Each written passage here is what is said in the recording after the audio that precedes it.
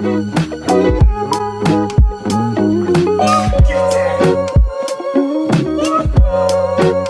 saw snooker on the TV, and that was the end of it.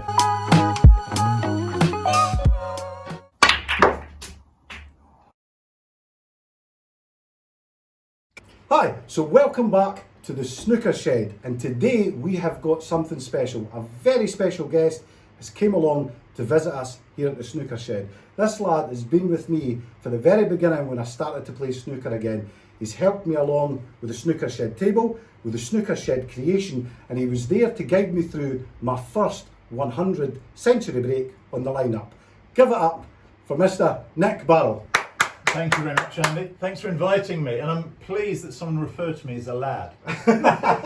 Nic, it's absolutely fabulous to have you here. My at the pleasure. Snooker Shed. It really is. I love this room set up. It's wonderful. How are you doing?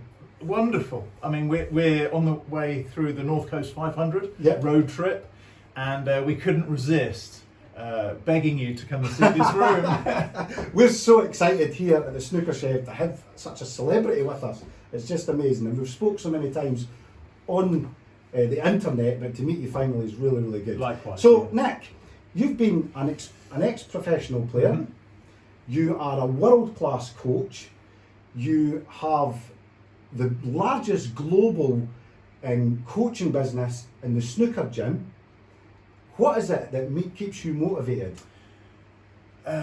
It's more what started my motivation, which was to do something in life. And when I was a kid, I remember seeing when I was 8, I saw this blue Ferrari in Knightsbridge when we were driving past. I thought, I've got to have one of those one day. And I thought, yeah, let's do something with life. And then shortly after that, I saw snooker on the TV, and that was the end of it. I had to get involved, and I had to get obsessed, and I had to give 100% to it. So my motivation really was to do what I love, do what I can to master it, because no one actually masters it, do they? No. Even Ronnie is just almost a smaller distance to mastering than anybody else, and share it with others. So really, that's the foundation of my motivation, and it hasn't changed. I feel like still a kid, actually, and that's still what drives me, is to do what I love, try and master it and share it with others, share what I've learned along the way with others. Definitely, the thousands of people that you've come in contact in the groups,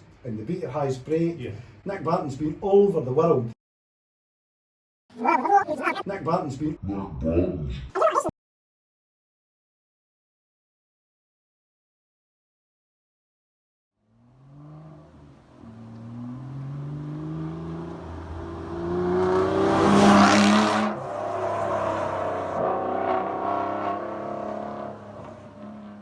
Hi guys, can you believe he called me Nic Barton?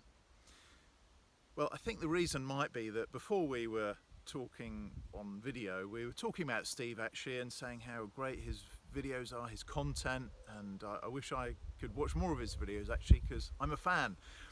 So good content, good delivery, good topic choice, good filming, good editing, good concept all round, 10 out of 10. So for those of you who haven't been to see his channel yet, go and check it out now.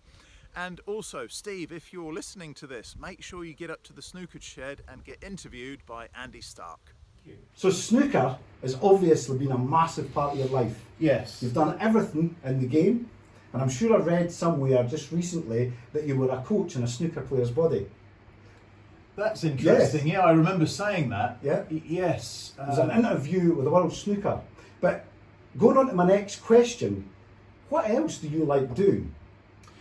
Well, just going back onto that coach trapped in a snooker player's body, probably one of the things that held me back as a player, just picking up on your point there, was being determined to understand the game and work it all out and unpack it, so that I could first of all understand it myself and figure the damn game out, but also help others do that. That was always in my head later on. I want to create this body of knowledge, even as a teenager. I've still got some notes from when I was a teenager where I used to sit at a desk. I had this book called The Book of Truth, Love, Life and Snooker. So I was writing down things that I'd discovered about the game even then. And that's partly why I made that comment, that I felt I was really an instructor in a coach's body, much more suited with my skill set to education and imparting the knowledge to others. And that probably held me back as a player to a degree, because at the top level you don't need to understand anything, you don't need to unpack everything, you don't need to log everything in a table that you can impart to others. It's going to hold you back. You just need to play, make it automatic, and focus on winning.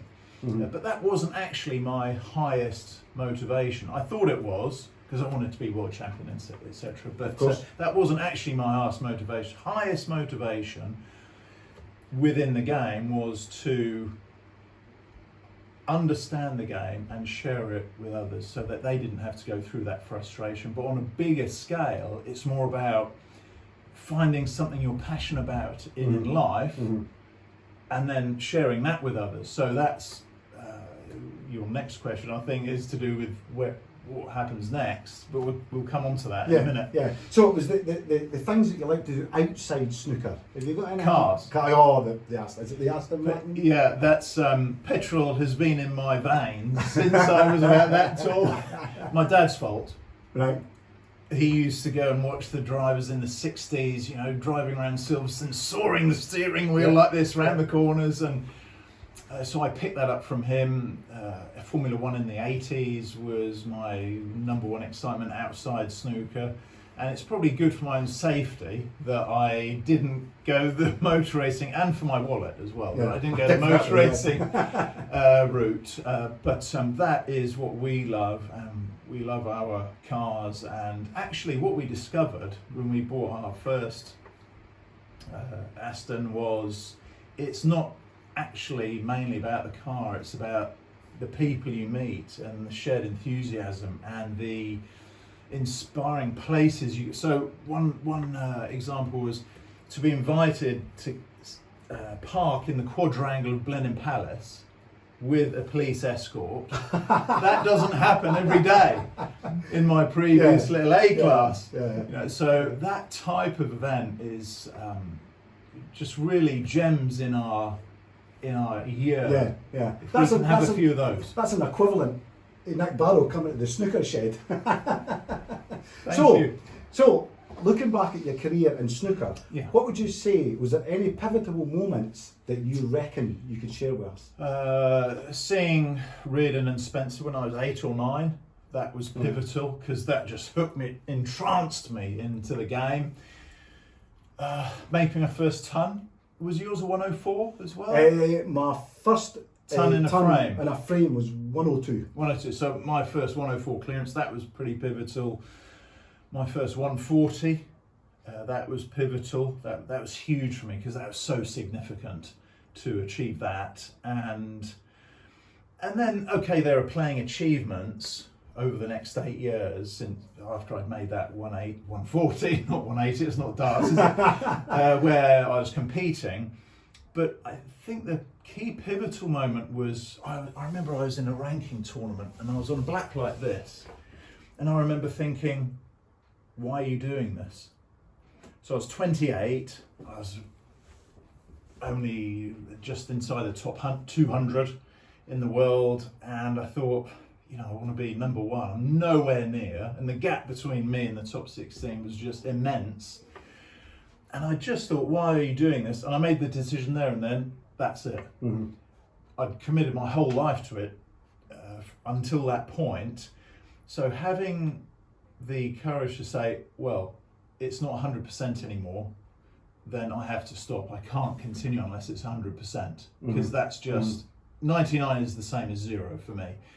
So at that point I said, right, we're going to bring forward the coaching phase, and I did that. We set up Nic Barrow Snooker Schools in Oxford, and on the back of that, a letter came round to world snooker coaches, actually, of which I was one, saying there's a job in Dubai to take over from Doug Mountjaw's head coach position in the Emirates, and they need someone to help with the juniors. And I've got this CV for the last 6 months, a playing record, and playing background, and this ability with kids that I'd really enjoyed.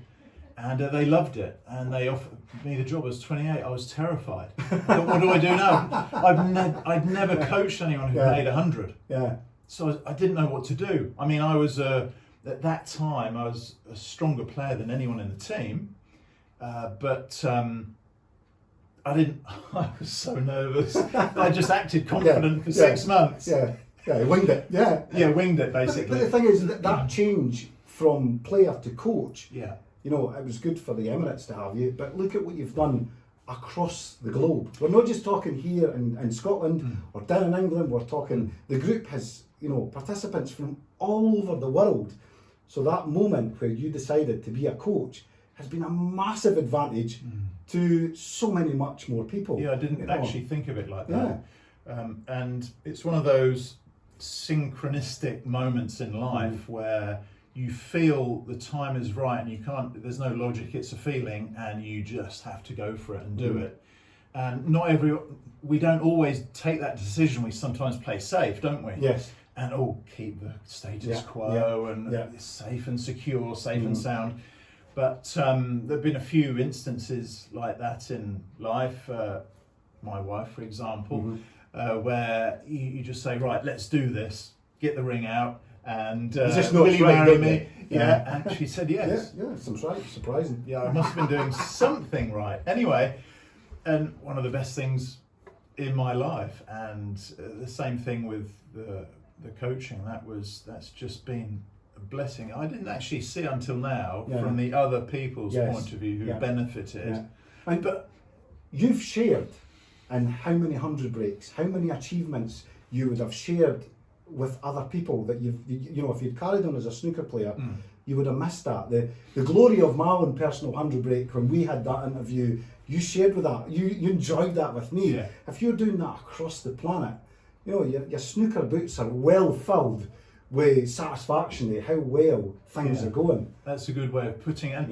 And what people don't realise so much, I remember one student came to the snooker room, the Snooker Gym training student, Milton Keynes, and he was about 10 minutes late. He said, "Oh, sorry, you know, I'm a bit late. You know, I was in my car and I was shaking coming into the room because I didn't know what to expect, and I thought you'd be really strict or something." And I think what players don't often realise, it's my dream as well. Yes. You know, you think it was your dream to achieve a ton, but it's my dream equally. It's another side of the same coin to help somebody in that achievement. Yeah, you get almost as much satisfaction at seeing that 100 score coming up as the player does. Yeah, correct, yeah. So, Nic, looking forward, what's next for you? Well, it's expanding what I do. People understandably but incorrectly label me as a snooker person. I'm a passion person. I wanted to do with my life what I love to do, master it and share it with others.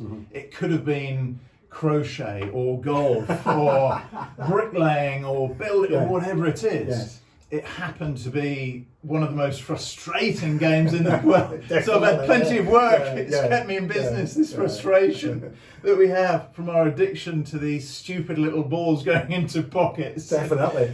And so for me now, the phase is to look after my coach licensees, which I'm training. That's very exciting. I feel I've ticked every accomplishment and applied myself in every genre of coaching in snooker that I've wanted to. So I feel I've ticked all the boxes. Now it's about helping my licensees to derive some of that knowledge and experience so they can build their businesses and help other players as well. And so I'm really enjoying that process of helping them, and then helping other sports coaches as well. So we're taking up transferable skills to other sports coaches, and that's very exciting. And also for people in life in general we saw a quotation on the back of a van on the way here, and it said, "One life, live it." And that's it, isn't it? And that is what I also want to help other players do. So I've got a system that I've only been testing for about 30 years, because when I was at school, I decided to retire when I was 16 and do what I love now, not wait till I'm 63, and use that use my life as an experiment in doing what you love, and then one day I'll be able to share it with others, what I've learned along the way. So that also is just in the background coming into fruition now. So that's basically it. Your life work seems really selfish. You know, it's like you're just here to give. You know, it's like I'm going to write a book so everybody else could profit. I'm going to be a coach so everybody else can profit. You know, that's an outstanding quality to have. Well, thank you. And it's not actually. It might sound altruistic, but maybe it's selfish as well, because I get something from that process, and it's a secondary motivation to my obsession with doing this, and almost a spiritual goal of doing what I love, mastering it and sharing it with others. That's great, Nic. And this is a magical moment in that journey. It certainly is. It's magical to have you here. Are we allowed to shake hands now? Yes, we can, my friend, we can. It's absolutely amazing to have met you, and it's amazing to have you here. Thank you so much for the invite, and keep watching the content, because this is the man.